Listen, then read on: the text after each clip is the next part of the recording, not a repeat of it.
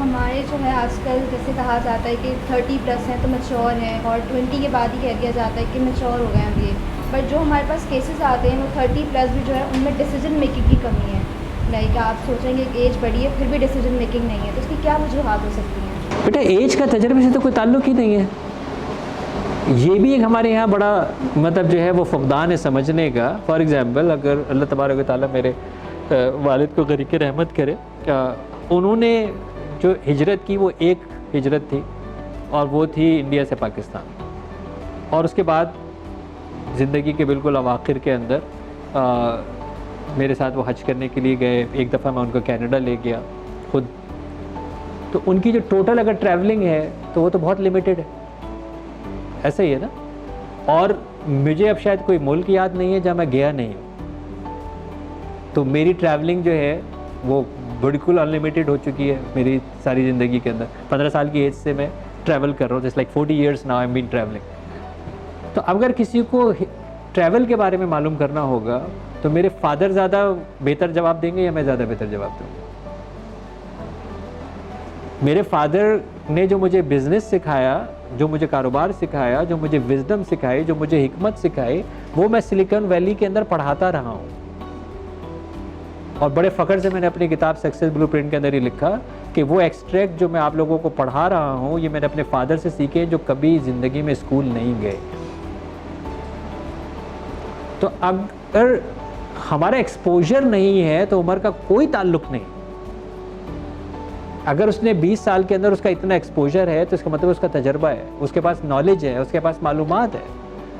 अगर 9 साल की बच्ची माइक्रोसॉफ्ट सर्टिफाइड इंजीनियर बन सकती है तो आप उसको 29 साल के किसी बंदे से कैसे कंपेयर कर सके, क्योंकि उसकी उम्र ज़्यादा है। ऐसा ही है ना। हज़रत उसामा बिन ज़ैद ग़ुलाम इब्ने ग़ुलाम, काफ़िला निकलता है सिपह सलार का, और सिपह सलार घोड़े पे होता है और खलीफा वक्त बाग पकड़ के उनको सरहद तक पहुंचाता है। ये है इस्लामी कानून। सिपह सलार जो है वो घोड़े पे होगा क्योंकि इस्लामी फ़ौज जा रही है, और खलीफा वक्त बाग पकड़ के सिपह सलार के घोड़े की सरहद तक लेके जाएगा।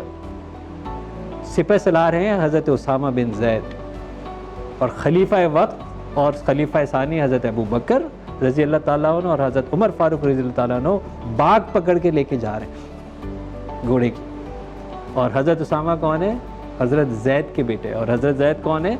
अल्लाह के रसूल के लेपालक बेटे, यानी अल्लाह के रसूल के मुँह बोले पोते।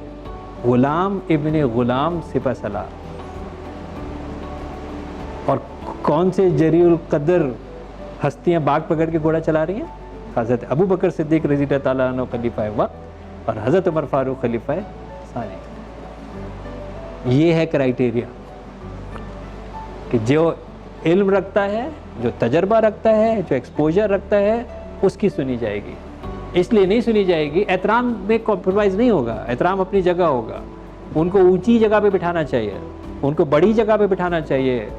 आपको नीचे ही बैठना चाहिए उनके आगे। आप बड़े नहीं हो गए हैं, लेकिन अब तजर्बा आपको उनसे ज़्यादा है, इसलिए आपकी राय आपकी सुनी जाएगी, उनकी नहीं सुनी जाएगी, क्योंकि तजर्बा आपको ज़्यादा है। इसलिए उम्र हो गई हो तो तजर्बा हो गया, इसका कोई ताल्लुक़ नहीं है।